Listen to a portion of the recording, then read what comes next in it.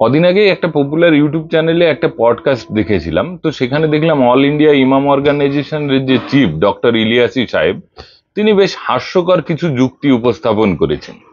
আশা করি যেগুলোর কোনো রেফারেন্সই তিনি কোরআন হাদিস থেকে দিতে পারবেন না, কিন্তু সেখানে তিনি এমন একটি বিষয় উল্লেখ করেছেন যে বিষয়ে দু একটি কথা না বললেই নয়।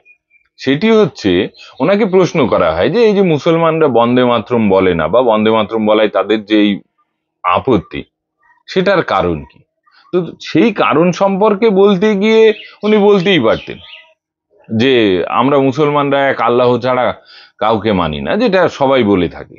কিন্তু উনি সেই কথা না বলে উনি কি বলছেন, যে মুসলমানরা একম ব্রহ্ম দ্বিতীয়ম নাস্তি এর ঘোষণা করে, তাই মুসলমানরা এক ঈশ্বর ছাড়া কারো কাছে মাথা নত করে না। আর এই যে বন্দনা করা, যাকে ওনারা পূজা করাই মনে করে, এই বন্দনা করাকে, তাই এই বন্দে মাতরম, মাতৃভূমির বন্দনা করা, এই জিনিসটা ওনারা বলেন না। কিন্তু ব্রহ্মের সঙ্গে আল্লাহকে এক করা কি যায়?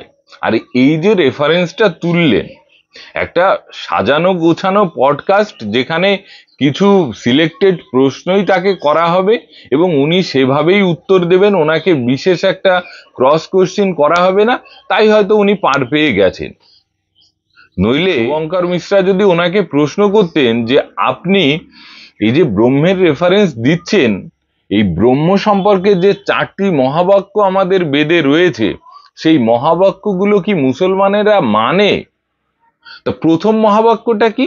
প্রজ্ঞানাম ব্রহ্ম, এই জ্ঞানই ব্রহ্ম।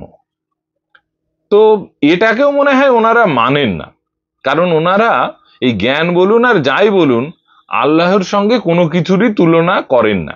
জ্ঞানই ব্রহ্ম অর্থাৎ জ্ঞানই আল্লাহ, এরকম কিছু মুসলমানরা কি মানে? ঠিক আছে, এটা একটু ছেড়েই দিলাম। তারপরে কি রয়েছে? অয়মাত্মা ব্রহ্ম, এই আত্মাই ব্রহ্ম, বা এই আত্মারূপে আমিই ব্রহ্ম। গীতাতেও বলা আছে এই দেহে অবস্থিত আত্মাই হচ্ছে পরমাত্মা, তিনি সর্বভূতের ঈশ্বর, তাই মহেশ্বর। প্রথম কথা, এই যে আত্মার কথা বলা রয়েছে, মুসলমানেরা আবার আত্মাকে কবে বিশ্বাস করলো?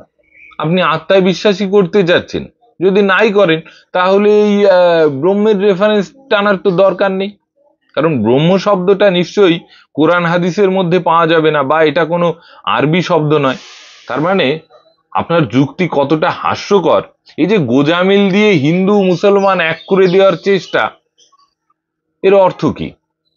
আপনি কোরআন হাদিস থেকে রেফারেন্স তুলুন, নইলে তো অনেক মুসলমান ভাইয়েরা তারাও আপনার প্রতি অখুশি হবে।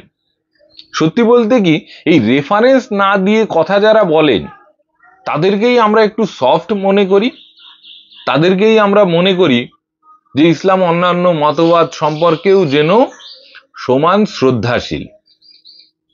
কিন্তু বাস্তবিক কি এটা? ইসলাম কি অন্য কোনো মতবাদকে সত্য মনে করে?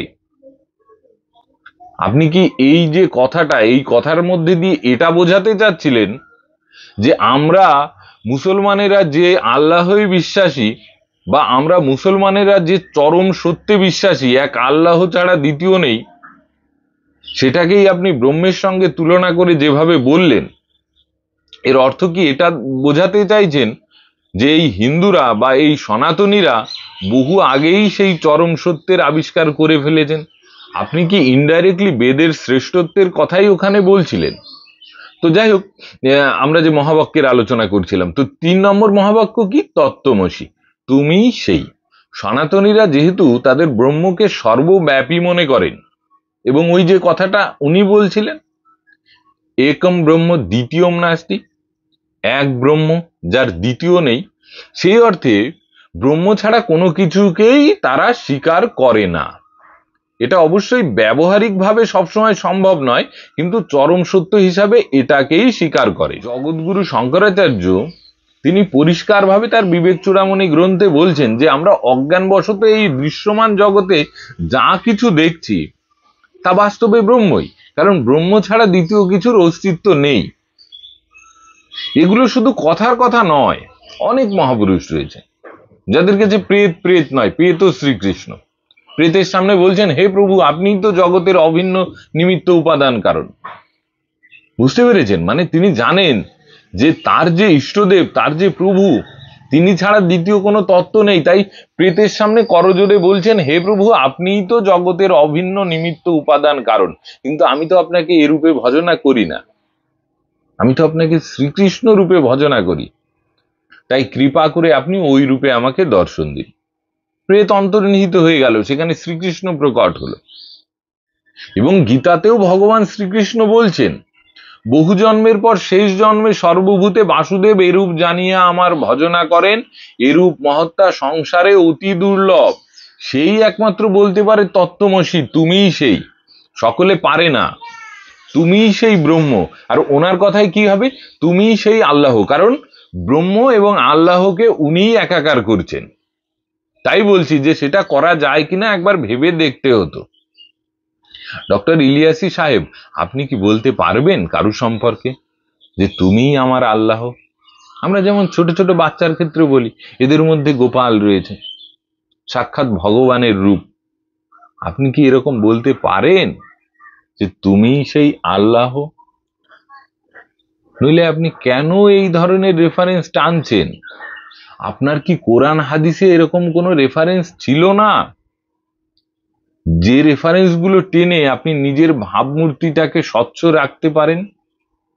আসলে সত্যি আমিও এই বিষয়ে না সন্দেহে আছি, আমার কোরআন হাদিস সম্পর্কে কোনো জ্ঞান নাই, কিন্তু দেখি এক মুসলমানেরা মূর্তি ভাঙছে, আর এক মুসলমানেরা তার বদনাম করছে। এই কদিন আগের বাংলাদেশের ঘটনাই, নির্মম ভাবে মুজিবুর রহমানের মূর্তি ও অন্যান্য অনেক মূর্তি ভেঙে দেওয়া হচ্ছে।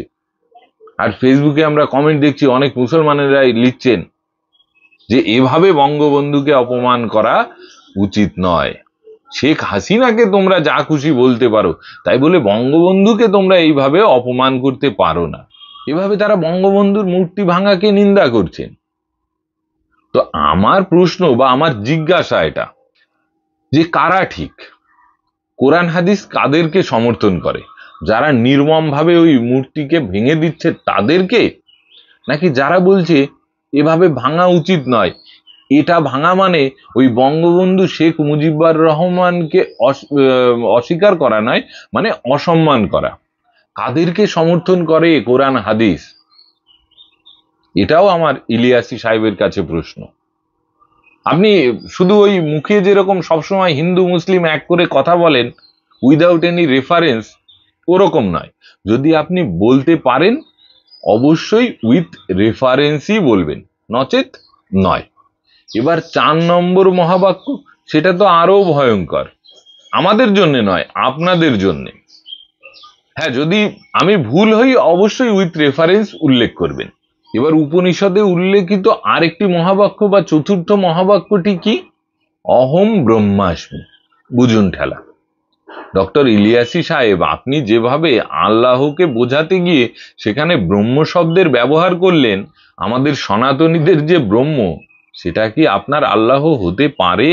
সনাতনীদের কাছে কে নাস্তিক কে কাফের এগুলো সব বাজে কথা।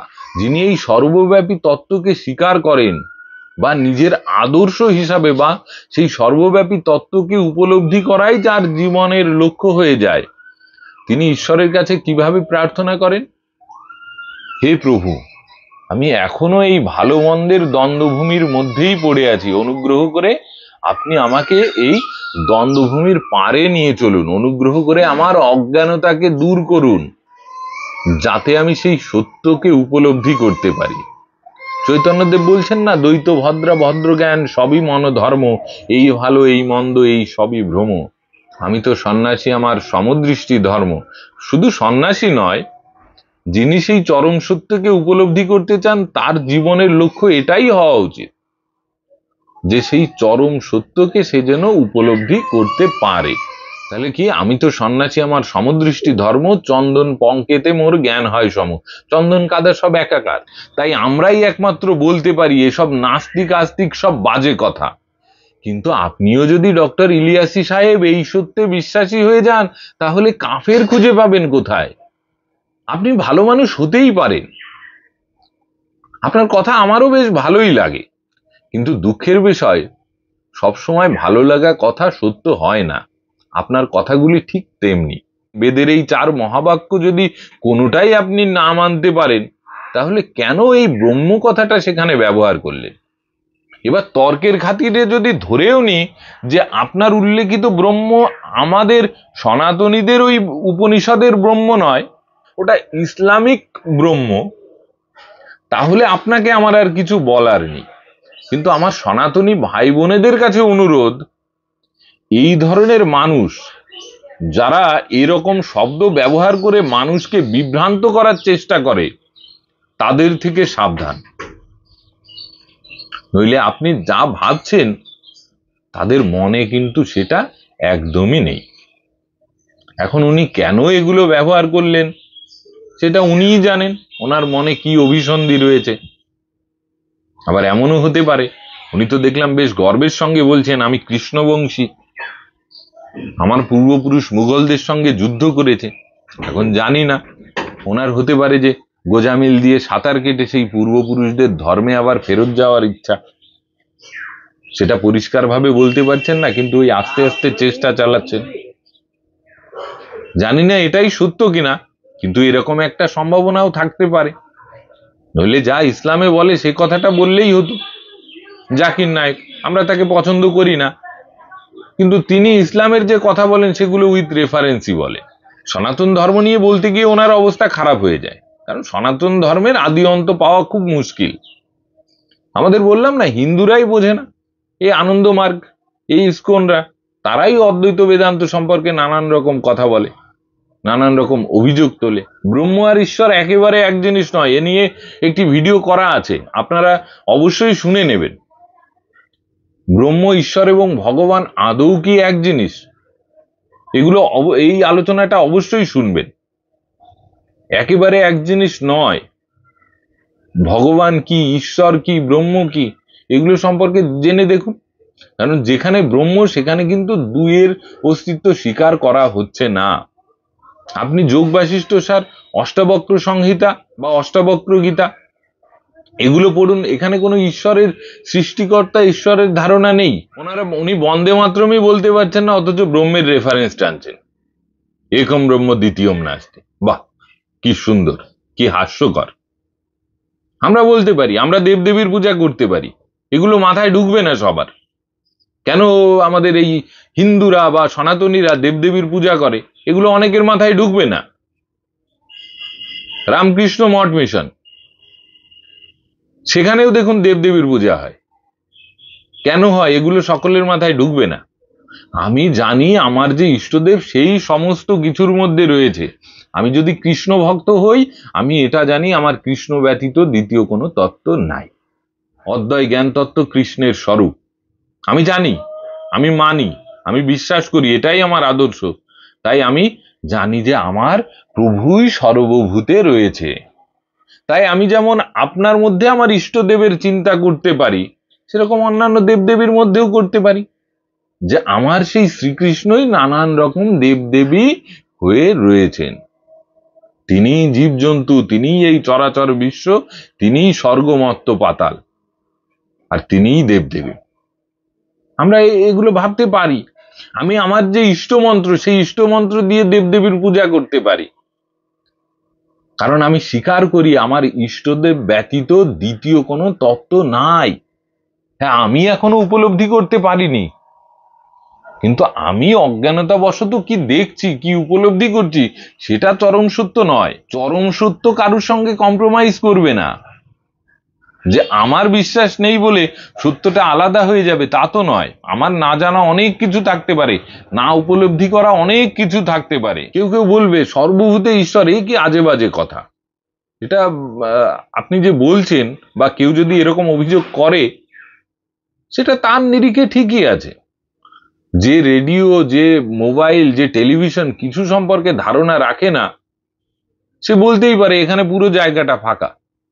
কিন্তু যিনি টেকনিক্যাল বিষয়গুলো জানেন, তিনি জানেন যে এখানেই একটি মোবাইল যদি আনা যায়, সে পুরো টাওয়ার পাবে, এবং সেখানে যদি আমি কোনো চ্যানেল বা কোনো ভিডিও ইউটিউব চালাই, সেখানে বিভিন্ন চ্যানেলের যেগুলো ভিডিও সবই আমি দেখতে পাবো। তার মানে এখানে সূক্ষ্ম আকারে সেগুলো রয়েছে। এবার আমার ইন্দ্রিয় সেটাকে কনভার্ট করতে সমর্থ নয়, তাই আমি সেটাকে বুঝতে পারছি না বা সেটাকে সেইভাবে দেখতে পাচ্ছি না। কিন্তু মোবাইলের সেই ক্ষমতা রয়েছে, রেডিওর মধ্যে সেই ক্ষমতা রয়েছে, টেলিভিশনে রয়েছে, সে এটাকে কনভার্ট করে ভিডিও হিসাবে, অডিও হিসাবে আমাদেরকে দেখাচ্ছে। তাই আমরা ইন্দ্রিয়গ্রাহ্য জগতে কি দেখছি বা কি উপলব্ধি করছি সেটাই একমাত্র সত্য, এটা নয়। সনাতনীরা যেহেতু তাদের ব্রহ্মকে সর্বব্যাপী মনে করেন, এবং ওই যে কথাটা উনি বলছিলেন, একম ব্রহ্ম দ্বিতীয়ম নাস্তি, এক ব্রহ্ম যার দ্বিতীয় নেই, সেই অর্থে আমার ইষ্ট দেবী এই সমস্ত কিছু হয়ে রয়েছেন। সুতরাং দেবদেবীও তিনি। দেবদেবীকে দেবদেবী হিসাবে উপাসনা নয়, দেবদেবীকে আমার ইষ্ট দেবেরই একটি প্রকাশ জেনে পূজা করা। তাই প্রকৃত জ্ঞানীর কাছে এটা প্রশ্ন নয় যে আমি ওই দেবদেবীকে কেন পূজা করলাম, তার কাছে এটা প্রশ্ন যে আমি এখনো খারাপ কেন দেখছি। আমার ইষ্টদেব যদি সর্বভূতে থাকেন তাহলে সকলেই তো আমার পূজনীয়। মহাপুরুষরা বলছেন, স্বামী শিবানন্দ মহারাজ ঠাকুরের শিষ্য, স্বামীজির গুরু ভাই, তার একটি কথা তিনি বলছেন যে মাঝে মাঝে এমন অবস্থা হয় না, ভাবি যে সবই তো ঠাকুর, দেখি সবই ঠাকুর, তাহলে কাকে উপদেশ দেব? এই যে কাউকে উপদেশ দেওয়া, এটা মূর্খতা নয় কি? এমন উচ্চ অবস্থানে থাকেন যে তিনি উপদেশও সেই অবস্থায় দিতে পারেন না। যাই হোক, আর আলোচনা বেশি বাড়ালাম না। এটাই কথা যে তালগোল পাকিয়ে জোড়াতালি দিয়ে কিছু না বলে উইথ রেফারেন্স সেগুলো বলুন। আর যদি ভালো কিছু না থাকে অস্বীকার করুন যে ওর মধ্যে আমি ভালো কিছু পাচ্ছি না। তাই বলে এই জোড়াতালি দেওয়া, এখান থেকে ওখান থেকে টেনে একটা এমন ভাবমূর্তি মানুষের সামনে রাখা যেটা সত্যের উপর আধারিত নয়, এটা গ্রহণযোগ্য নয়। তো আজকের আলোচনাটা কেমন লাগলো সেটা অবশ্যই কমেন্ট সেকশনে লিখে জানাবেন, আর ভালো লাগলে একটু শেয়ার করবেন। সকলে ভালো থাকবেন, নমস্কার।